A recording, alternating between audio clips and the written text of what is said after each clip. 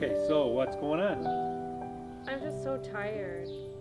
My neighbor has a beagle and they let it out at 2 o'clock in the morning and I can't get any sleep. He barks for like an hour and I've called the police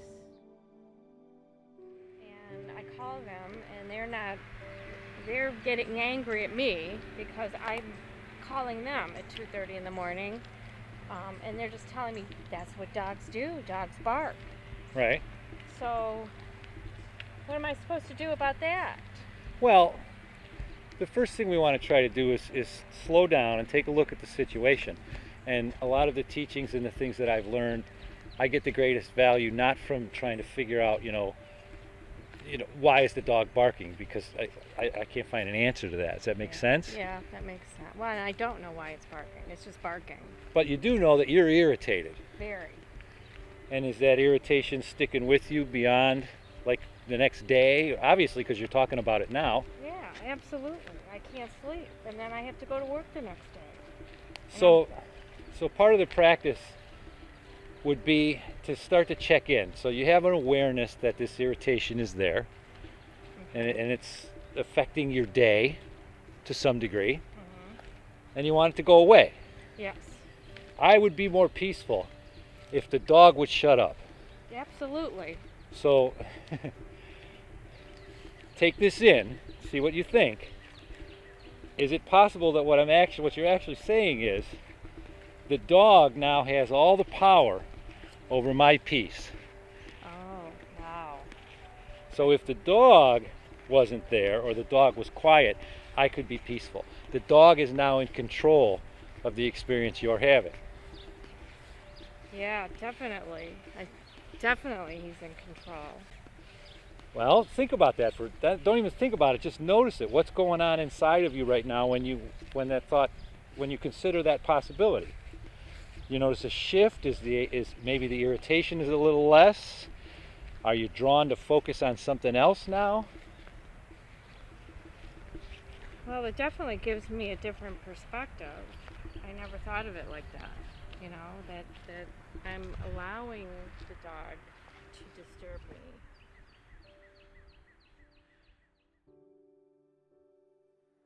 Okay, so you just had this awareness that you're giving the dog power over your happiness, your peace, whatever you want to call it. Yeah. Right. So can you see anywhere else in your life where that plays out? I'm happy that you laugh. Yes. It's constant. It's constant.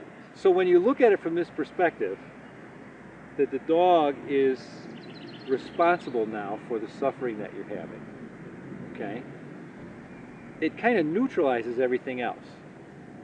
So see if this fits. The irritation that you're feeling, the frustration, the anxiety over I'm not going to be able to get a lot of work done tomorrow because I didn't get a good night's sleep, the stress that comes with calling the police, whether you do or you don't, or calling the neighbor, whatever it might. Or how they are responding, because I was upset with them because they were like, well, what's your problem? Dogs bark.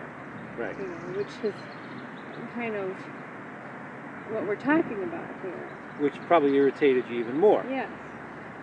So I think we mentioned that it comes down to, and again, we want to break it down to the simplest things because it's the story that causes all the anxiety and all the stress. And if we get rid of the story, now that you can see the story, right? The story is the dog shouldn't be barking. Right. And it's my belief in that story that brings about all the anxiety, all the frustration, all the stress and everything. I'm arguing with reality. Yeah, the reality is the dog is barking. The dog is barking. So I'm giving them power to irritate me, to frustrate me, to anger me. Yes. And that's the huge aha that comes with this kind of thing where you go, wow. The dog's a perfect example. You kind of go, wow. The fact I'm giving this dog, the dog is barking, and I'm giving that total control over how I experience myself. So now that you know this, and I know you haven't had time to process it, you might have a different answer a week from now. Yeah. How do you sleep while the dog's barking without being irritated?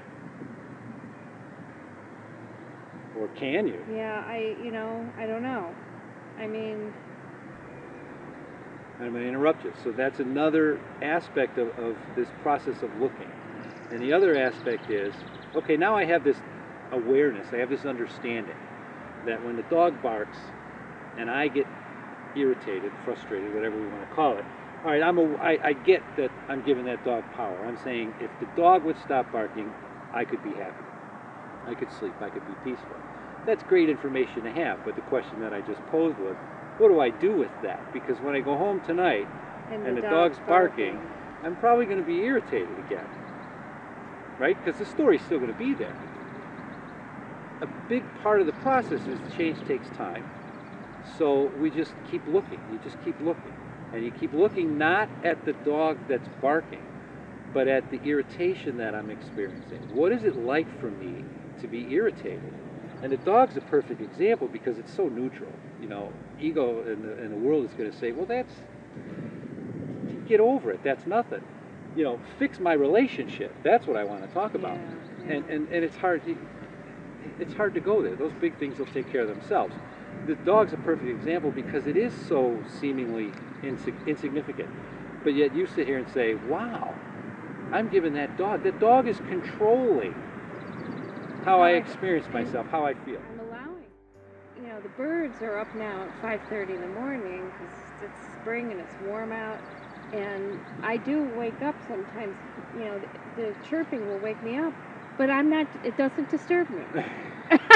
So why does the dog barking disturb me? You know? What? You want an answer? Yeah. Because the birds aren't breaking the rules. They're doing what they're supposed to be doing. Birds chirp in the morning. Dogs don't bark at night when I'm trying to sleep. So it's my rules. It's more often than not, it's the rules that I have that leave me irritated when someone breaks those rules. Now it gets really muddy because a lot of times we don't even know what our rules are. You probably didn't realize that you had a rule that said a dog shouldn't bark at night. No. And it's probably okay if the dog barks at night while you're watching TV. Right. It's just a rule that says he shouldn't be barking on this night when I'm trying to. So it's all about me. Oh, wow. Yeah. Yeah, that's difficult to look at. And don't feel bad about that because it is all about me. Even this is all about me. I'm doing my best to make it about you. And that's stuff we'll get into later. The nice thing is that you had that little awareness of, wow, I'm giving. I think I'm in control of my experiences, but yet here's a perfect example where I just discovered I'm not. That dog is controlling how I feel. But ego tells me I have to go change the dog. I have to go externally and change the situation. Now, naturally, there's going to be situations that we can't tolerate, and I support everybody in sometimes you walk away. Sometimes you change the environment because you can't do it internally. I don't know what being happy really means for me until I bring attention to how I experience not being happy. Then I've got a scale that I can start to measure things against. And again, the dog's a perfect example because it's seemingly insignificant. So if I were to give you a task, the task would be the next time you're laying in bed and the dog is barking, allow yourself to experience whatever you experience. If you experience irritation, allow that. And notice, start to gauge, what's this like for me? Like you said when we were walking over here, my heart rate's up, there's some tension here. Just notice that. One part of the last thing I'll share with you before we end is a big part of this is not trying to change who we are. Don't deny that you're irritated. You know, I don't want you to go down that road because that's delusional and all that other stuff. The greatest gifts, the greatest awareness come from honoring what I'm experiencing in this moment. And if what I'm experiencing is irritation, then I want to bring some awareness to that so I can see that it's not pleasant. And really let me experience how unpleasant it is. And the more I do that, the more we do that, the more we look, the more we see this doesn't feel good. It just naturally shifts because we don't want to feel that way. Right. If our essence is love, that's what we want to feel. Irritation like for me. And who am I giving power to? Those are probably the two takeaways from this. starting to get in touch with how am I experiencing myself in a moment, in this moment. And you might even want to jot this down through the week if you find yourself doing it. When am I giving away my power?